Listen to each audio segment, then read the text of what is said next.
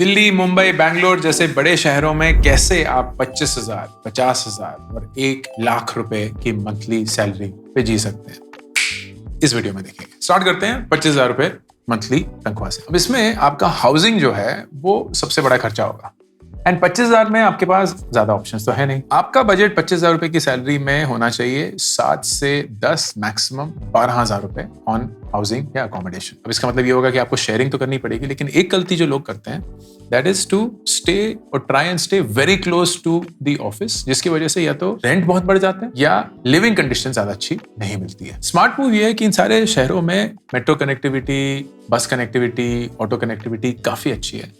So look for places जो PG या shared accommodation है about 30 to 40 minutes away from your workplace। बहुत सारे co-living spaces अब आ गए हैं, Zoho के, Stanza Living के, जहाँ 4,000 रुपए स्टार्टिंग से ही आपको shared accommodation मिल सकती है। हाँ, 2-3 लोगों के साथ शेयर करेंगे, लेकिन आपको वाईफाई मिल जाएगा, हाउसकीपिंग मिल जाएगी और कुछ ऑप्शंस में तो ब्रेकफास्ट भी इंक्लूडेड होता है। सिक्योरिटी डिपॉजिट जहाँ PGs 2-3 महीना मांगती हैं, घर है वहाँ 6-12 महीने में हो सकते हैं। These places can do with maybe just a month of security deposit। फिर आता है आपके खाने का बजट। खाने का budget will have to be tight, 3 से 4,000 रुपए महीना। That means कि आपको ज्यादातर खाना खुद बनाना पड़ेगा या कोई मेस की फैसिलिटी लेनी पड़ेगी। सारी मील्स के लिए तो ये संभव नहीं है, तो जहां जहां संभव नहीं होगा वहां street food should be the option as against किसी रेस्टोरेंट में जाना, क्योंकि प्राइस का अंतर बहुत ज्यादा है। फिर आता है ट्रांसपोर्टेशन में मंथली पासेस, बस के, मेट्रो के, वो लेना बहुत ज्यादा जरूरी है। ओला उबर की गाड़ियां ना इस्तेमाल करके उनके 2-व्हीलर फैसिलिटीज इस्तेमाल करें, वो अच्छा है। रैपिडो इस्तेमाल करें, वो अच्छा है। फिर आपका फोन रिचार्ज आ गया, आपकी टॉयलेटरीज आ गई वगैरह, लेकिन सब्सक्रिप्शंस जो है उन पे फालतू खर्चा नहीं करना है। जितना ज्यादा हो सके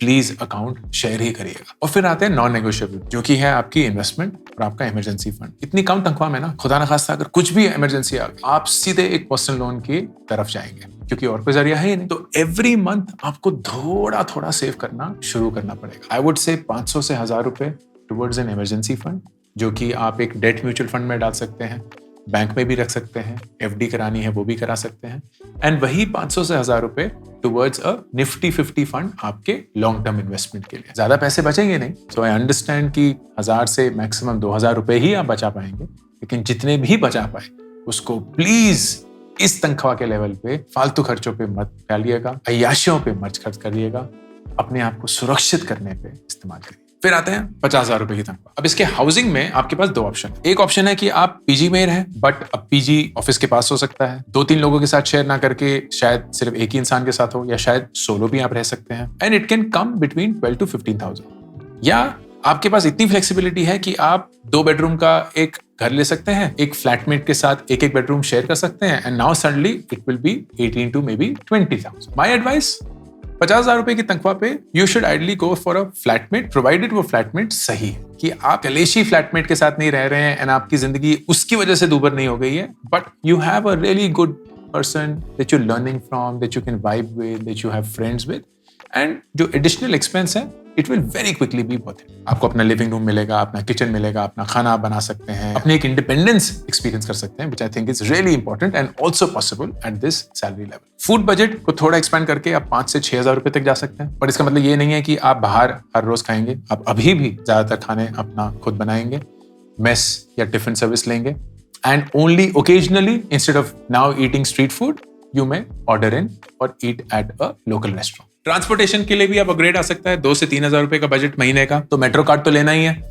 बस पास भी अगर बनता है तो लेना ही है, लेकिन ओकेजनल अगर कभी लेट हो रहे हो या बहुत बारिशें हो रही हैं, कुछ हो रहा हो, तो उबर ओला ले सकते हैं। If you really play it well, एक 50,000 रुपए की तनख्वाह में आपके खर्चे 30-35,000 रुपए में समा सकते हैं, and that gives you a huge 10, 15, 20,000 surplus.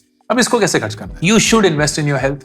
तो वो जिम मेंबरशिप जो आप पोस्टपोन कर रहे थे, या वो जो सप्लीमेंट्स आप लेना चाहते थे, please set aside 2-3,000 a month for that, perhaps even more. Please invest in your learning. इस उम्र में जितना आप अपनी स्किलिंग पे इन्वेस्ट करेंगे, तो 2-3,000 रुपए महीने के to take a course, to go to a networking event, to join some sort of a forum, please करिए। और बाकी के जो 10,000 रुपए बच गए, उसमें से 2,000 रुपए towards an emergency fund, absolute, ताकि कभी भी कोई भी इमरजेंसी आए आपको किसी और से कर्ज ना लेना पड़े, and about 8,000 rupees towards your investment goals. उसमें 4,000 रुपए निफ्टी 50, 4,000 रुपए flexi cap, and you will grow at between 14 to 15% blended average over a long period of time, which is a great return over a long period. इस तनख्वाह पे you should ideally also think of term insurance अगर आप family के only earning member हैं। 1 करोड़ का plan सही रहेगा। It will cost about 700 to 800 rupees a month and you should consider taking it. Again, as I said, अगर आप family के only earning member हैं and उनकी financial dependence पूरी आप पर है। अगर नहीं, then you can wait till you turn 30, you have your own family, so that at that point it is a good investment to make. अब आते हैं 1 लाख रुपए की तनख्वाह पे। यहां चीजें अब थोड़ी ट्रिकी होनी शुरू हो गई। हर एक इंसान जो ये वीडियो देख रहा है वो किसी ना किसी पॉइंट पे इस मकाम पे पहुंचेगा ही, लेकिन ये सारी चीजें प्लीज याद रखने की कोशिश करिएगा। This is where lifestyle inflation starts creeping in. Lifestyle inflation क्या होता है कि आपकी जैसे जैसे तनख्वाह बढ़ती है आपके खर्चे भी वैसे बढ़ जाते हैं, क्योंकि आपकी लाइफस्टाइल बढ़ चुकी है। इसलिए नहीं क्योंकि आपकी जरूरत की चीजें बढ़ गई हैं, आपकी अय्याशियां, आपके अरमान बढ़ गए। वो फोन महंगा हो गया है, वो गाड़ी आ चुकी है, वो कपड़े आ चुके हैं, वो पार्टियां आ चुकी हैं, वो वेकेशन आ चुका है, वो बड़ा सा घर आ चुका है। All of which are not necessary, they are just things that you add for status. Preventing that is the key. तो हाउसिंग से शुरू करते हैं। अब आपका बजट आराम से 25-35 हजार रुपए हो सकता है, तो आप एक बढ़िया सा लग्जरी 3 बेडरूम अपार्टमेंट शेयर कर सकते हैं between you and your friends.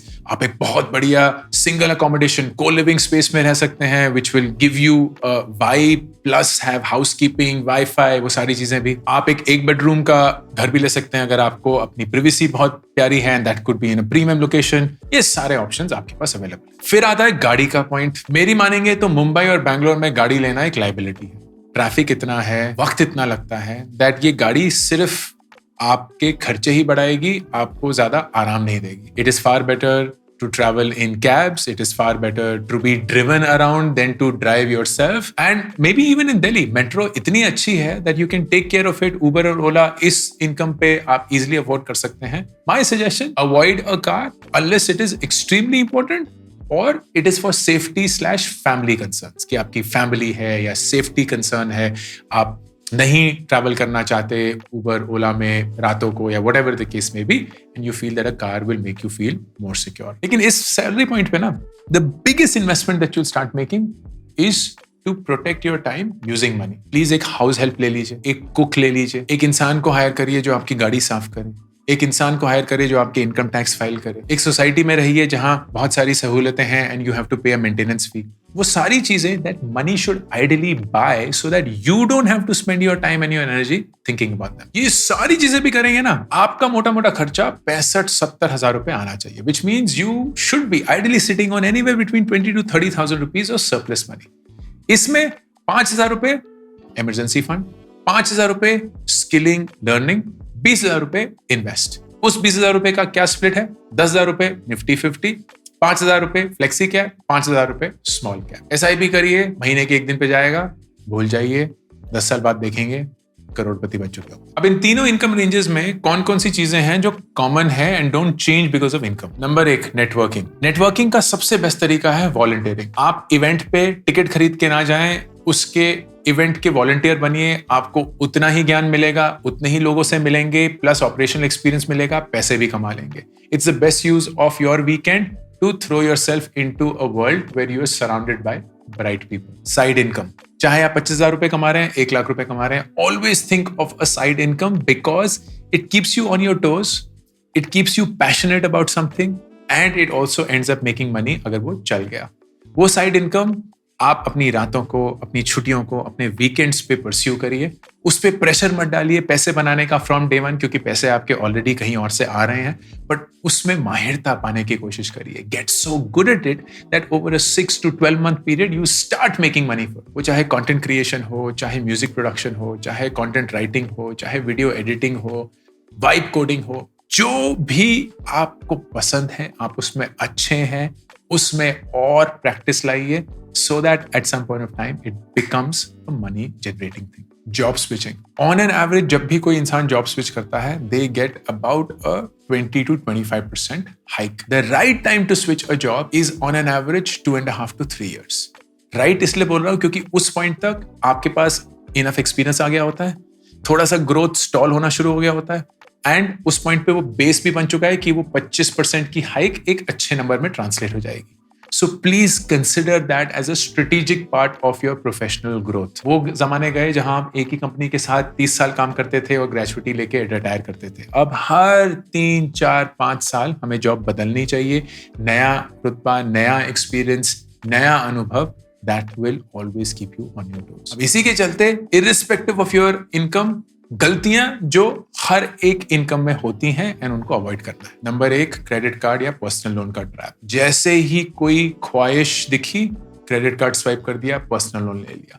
जैसे ही कोई इमरजेंसी आया, क्रेडिट कार्ड ले लिया, पर्सनल लोन ले लिया. Avoid this. जो भी लोन आप बिना किसी चीज को गिरवी रख के लेते हैं वो बहुत महंगे होते हैं एंड उसके चंगुल में अगर आप फंस गए, it can really bring you down irrespective of your salary. तो अगर कोई इमरजेंसी आए और खुद के पैसे ना हो, दोस्तों से, माँ बाप से लेने में शर्मिंदगी महसूस मत करिए. उनको कायदे से अगर आप वापस करेंगे, that will save your self respect. किसी भी अरमान, ख्वाहिश को पूरा करने के लिए पर्सनल लोन, क्रेडिट कार्ड ना लें. अगर आपके पास वो पैसे नहीं हैं, तो आपके पास वो पैसे नहीं हैं. पैसे रैंडमली नहीं उग जाते क्योंकि क्रेडिट कार्ड स्वाइप करके आपको समय नहीं देने हैं. नंबर 2, अपने पैसे का हिसाब ही नहीं रखना. यूपीआई के चलते ऐसे पैसे निकलते हैं जिसकी कोई हद ही नहीं, क्योंकि टक टक टक टक 4 डिजिट डाले एंड निकल गए. वो 17 रुपए कब जुड़ जुड़ के 1700 रुपए बन जाते हैं, पता भी नहीं चलता. प्लीज अपने पैसे का हिसाब रखिए. इट इज नॉट बीइंग पेटी, it is not being a माइजर, it is being accountable towards your money. जिस पैसे को इतनी मेहनत से आप कमाते हैं, उस पैसे को उतनी ही इज्जत से खर्च भी करिए. It is very important. And number 3, lifestyle inflation. जैसे जैसे तनख्वाह बढ़ेगी, आपके खर्चे बढ़ जाएंगे. वो तो बेवकूफी है. फिर तो आप कभी भी ज्यादा इन्वेस्ट नहीं कर सकते, कभी भी अपने लिए एक सिक्योर फ्यूचर नहीं बना सकते. जैसे जैसे आपकी तनख्वाह बढ़ेगी, आपके अरमान उतने नहीं बढ़ने चाहिए. प्लीज बढ़ाइए, बेशक बढ़ाइए, लेकिन उस हद तक नहीं. तो अगर आपकी इंक्रीमेंट 10% हुई है, अपने अरमानों को 5% से बढ़ाइए.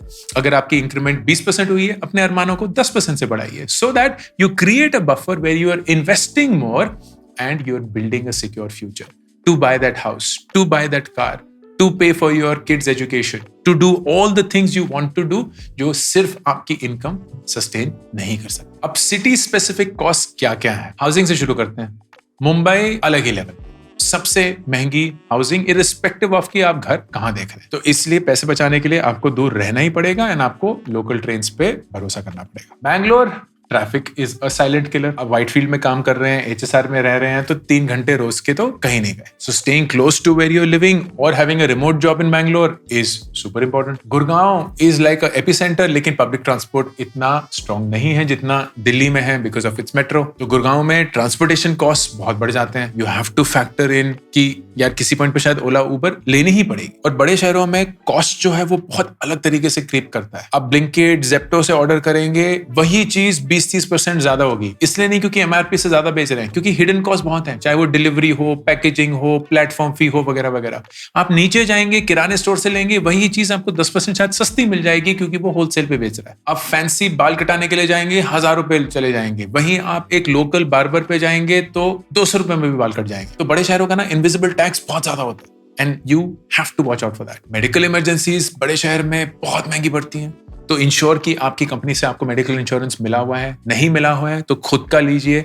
आप इस उम्र में अपने लिए इंश्योरेंस लेंगे, मेडिकल सस्ती पड़ेगी. Good investment to make to prevent any major expense to happen in the future. इस देश के बड़े शहर अपॉर्चुनिटीज प्रोवाइड करते हैं, एक्सपोजर देते हैं, एक अलग दुनिया देखने के लिए मिलती है, लेकिन it comes at a certain cost. मैं जितना भी दिल्ली, मुंबई, बैंगलोर के बारे में बातें कर लूं, I have also witnessed the smaller cities of the country and I can tell you with conviction कि वहां level of activity, level of ambition is insane.